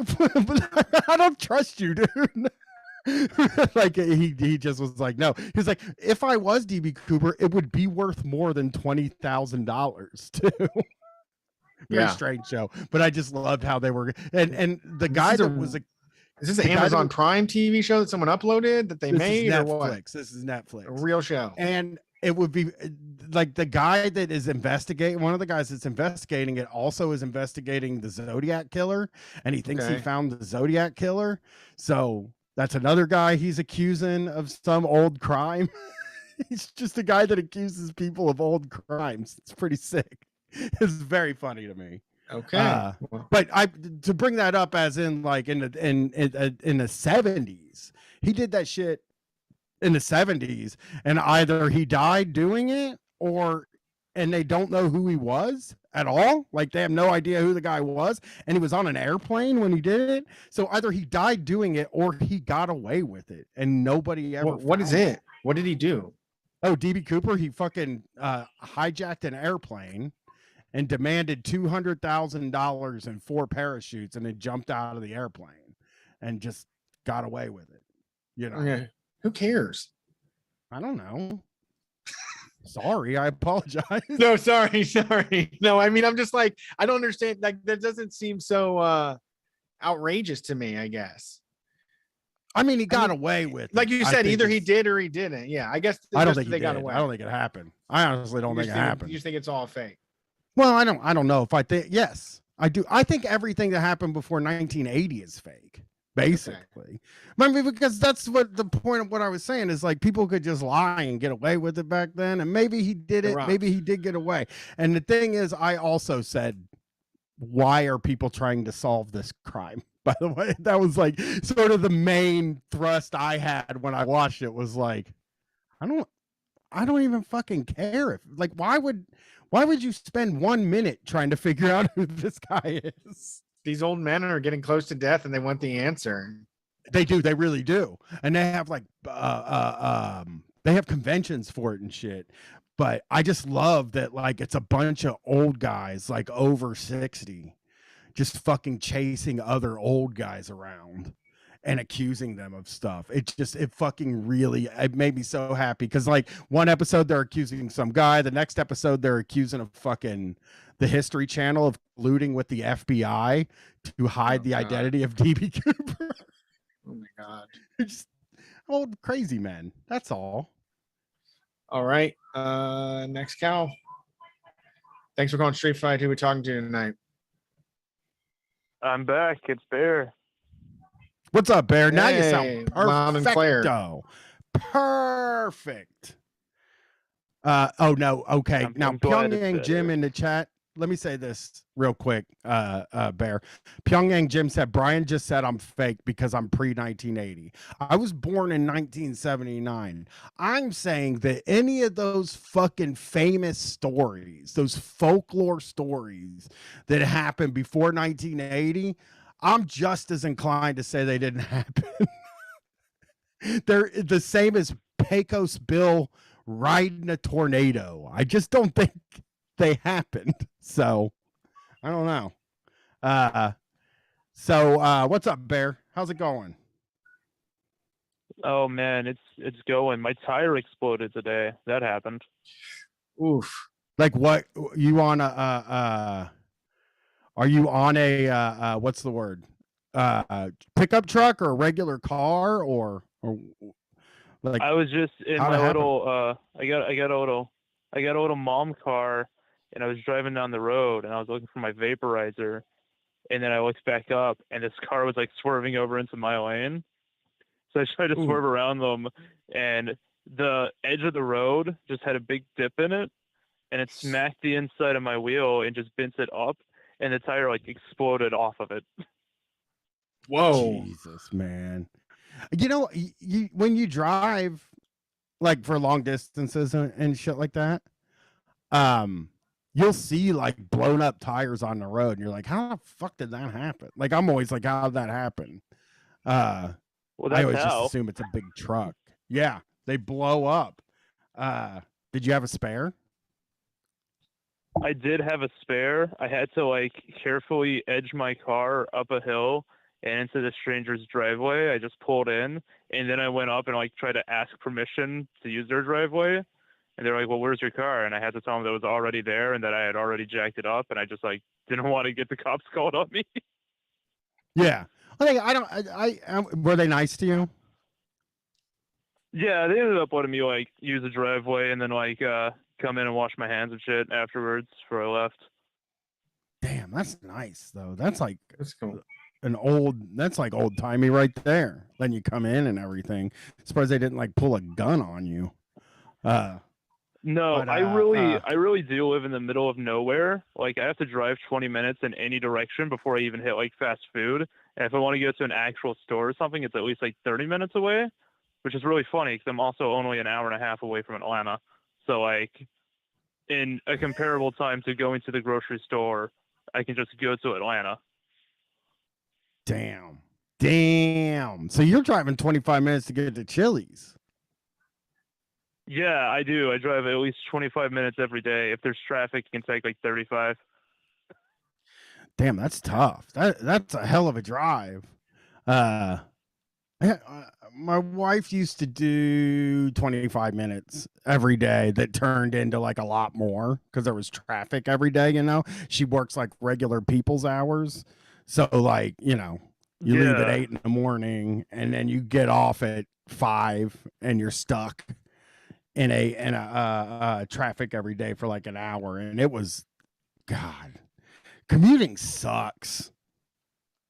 When I used to work at the Trump-themed coffee shop that I talked about on here before, it took me an hour to get there. I was driving an hour up every day to make $8 an hour, steal some really like mid-tier coffee, and go home. So you were telling us your boss gives you drugs now. What's up with that? What's going on there, Bear? Yeah, so he came out back one night while a bunch of us were out there smoking, and we kind of like hit it a little bit. And he's like, "What if you just give me just a little bit? You know, it's been a long night." And we were like, "Okay." And slowly since then, he's just like stopped hiding it more and more. And like this last Saturday, I dropped out back to like take some trash off, and at least 4 of the cokes were back there doing coke with him, just like in the back storage room. That's incredible. Now that is working at a restaurant.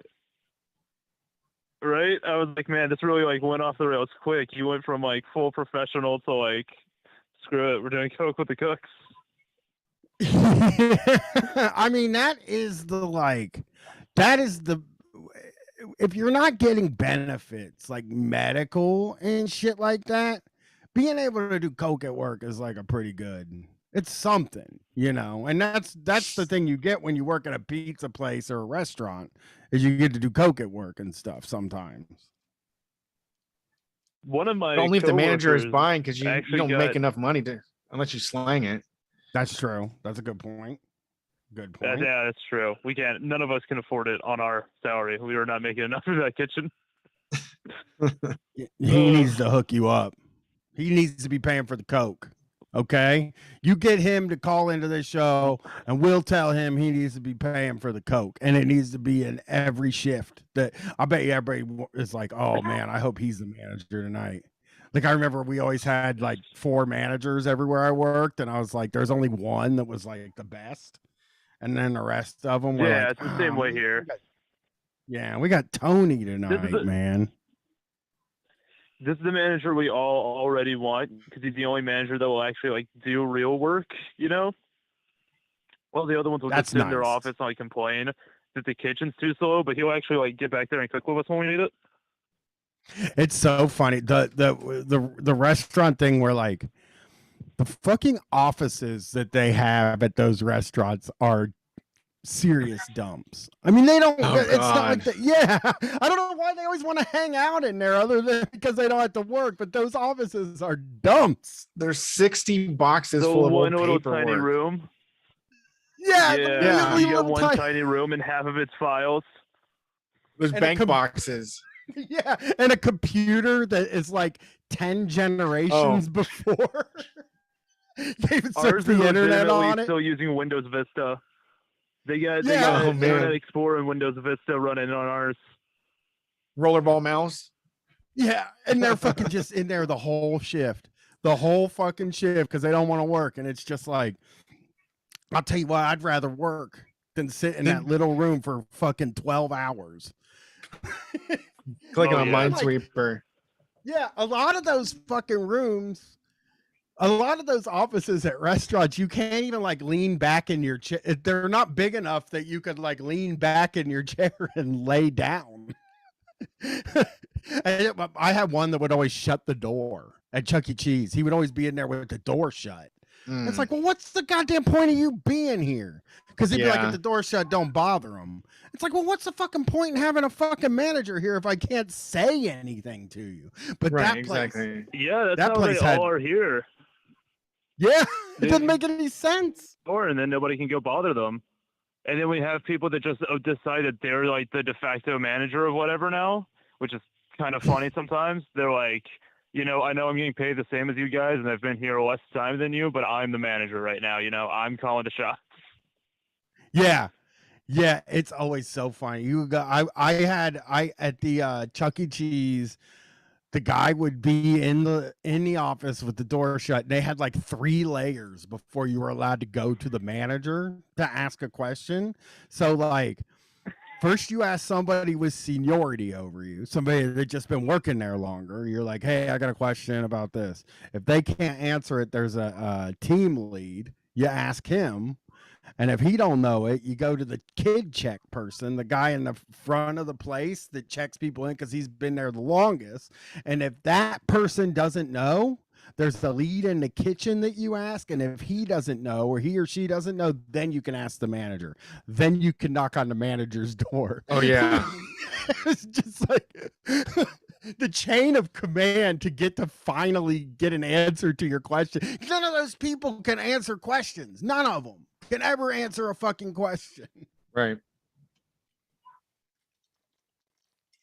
But yeah, they're sitting in that crummy office.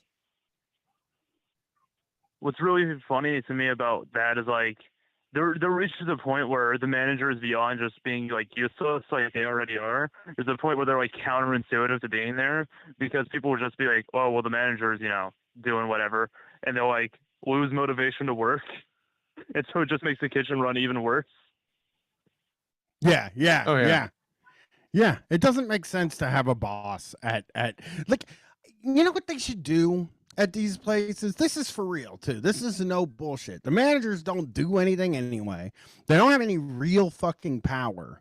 There should be a red phone on the wall in the back. And if you have to ask any question, you just pick it up and a person on the other end of the phone gives you the answer and you hang up. Because it's like, I don't want the manager micromanaging me and watching me all day. I do want to be able to ask a question though. I do want to be able to like get things cleared up. And I also, like, that's the other fucking problem a lot of time is those motherfuckers, you'll be getting screamed at by somebody and you'll be like, they want to see the manager and they're like, I'm busy right now. I can't talk to them. And then you got to go through several layers to get that. They never will talk. And like, that's their job. The only job for the manager at a restaurant, at any of these places, make the schedule, and fucking when somebody wants to talk to a manager, they got to go out there and be the fucking manager. See, for me, what I've started doing, right? Because I take mostly phone calls because I'm in to go most of the time now. So if somebody wants to see the manager, they're usually calling in and complaining that we got their DoorDash order wrong or whatever. So what I've started doing is just telling them no, just straight up. They're like, hey, can we talk to the manager? And I'm like, no. And then I just wait for them to say, well, okay then, and like hang up because like, what are they gonna do? Call again? I'm the only person answering phones. Like they're not gonna get past me. I love that. Can I talk to the manager? No, not gonna happen. Sorry, No. Not gonna do it. Every you once can in try. a while, you got someone who's like, yes, they're like, yeah, I'm going to talk to a manager. I'm just like, no, you're not. You're really not. Not unless you drive up here. Like, you might get to talk to a manager if you drive here and fucking come in and tell them I won't let you talk to them. But I'm going to tell you, you don't get to talk to nobody. I decide who you talk to. Oh, that would be so fun. I decide who you talk to.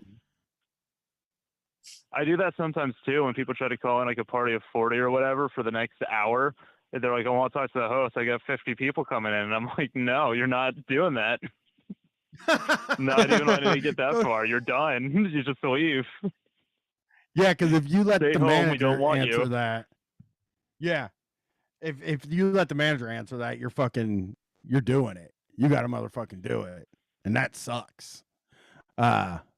Yeah, God, that's and, funny. And then Yeah. I don't want to deal with the kitchen having to do that either. You know, like because then the kitchen's going to complain all night, and then I have to deal with that. Like nothing good comes out of a big party. It's funny too because people do complain about like customer service and stuff like that, but most people that work customer service don't even really understand their power is that like if they call you on the phone, you get to decide who they talk to. That is like your bit of power, and you should wield that if they're acting like maniacs. I'll tell you what really like makes me feel good is whenever I get to train a new employee, because I'm just kind of like the general like friendly guy on the to-go team. Everyone else is just kind of quiet. They're not as outgoing. So I'm usually the one who gets stuck training new people. But I just get to train them to like not do stuff and to refuse things the same way that I do. And usually they end up getting fired, but it's still really fun while it lasts. Yeah, that sucks. Yeah, I trained a lot of people to fuck around at the cable company, and they got caught and fired. And sometimes I felt bad, but other times it's like you know what we were doing here, okay? Yeah, you knew we were. I'm always like honest. I'm like, if you're a good employee, don't listen to anything I'm about to say. But like, if you want to be like cool and like want to be generally liked around here, you gotta sneak around a little bit. Yeah, there's cocaine in it for you too. Don't even. That's what I would tell them. I'd be like, if you're really good, might be some cocaine involved. We'll all take the lines in the back later. Yeah, but you gotta be a really good employee. I guess you have to look them out. So, we have to look at the survey form. If you're under number 7, you don't get coke. Yeah. And then, if you're cool, you get coke. So that's great. Well, Bear, I want to thank you for calling. It's good to hear from you. And it sounds like things are better, even though your tire blew up. But you got to drive out on a donut for a while. Yeah, just until the next check. But I think that's Friday, so it should be good. Oh, I've been there, man. I have been there. Well, have a good evening, Bear. You too, guys. Peace. I agree with Scarab's feast that like being on cocaine at work is a pretty bad use of it. Sure, but it's also like it's fun to be at work on drugs. I always like being on drugs. That's at true. work. I do too.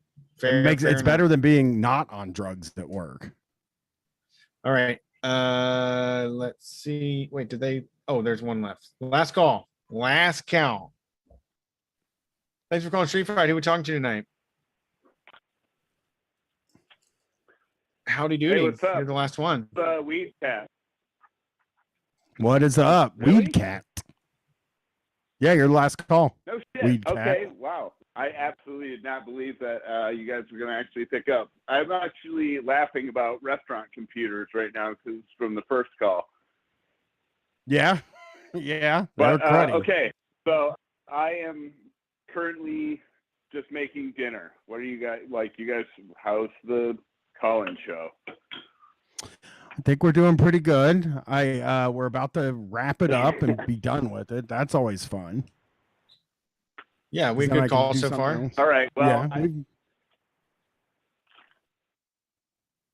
Well, I was just thinking of you guys because was cruising around earlier today, and then I was headed out.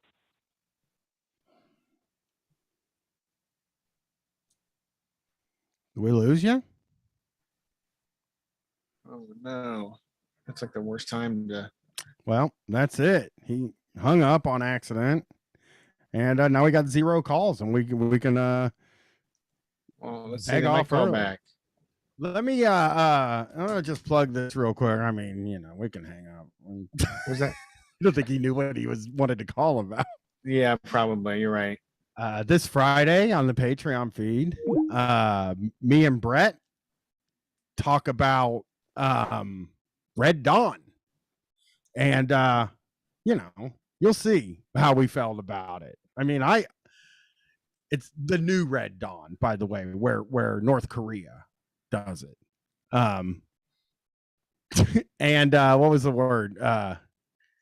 What else did we do? We did that, and then next week we got Nightmare on Elm Street, and then the week after that, I don't know what we have. Oh yeah. Total Recall. So I hope you will enjoy that Red Dawn show. It's very funny. Patreon.com/Street Fight Radio to get access to that $5 a month, get you a bonus audio feed. That's what it is. I know some people don't understand how that really works, but you get an extra feed, so you'll have 2 Street Fights in your podcasting app, the regular show like you hear here, and then you'll get one a week, the bonus. We're also thinking about maybe I think we should watch that Anarchist show. Maybe we should do a live video watch like the old days. We'll figure that out. And other than that, appreciate all the love and help and everything. And Camp Shameless is still going out and about and still doing their thing. They're still around. So please light them up with donations. firstdeskcollective.org. You can get you can help support. It's a subscription. Yeah, you get access to more information about people that help, and they're doing a cool thing. And I think we'll probably try to have Elizabeth and some people come on in the future, but we want to shout them out. And we love all y'all that listen and support us for Street Fight. Peace.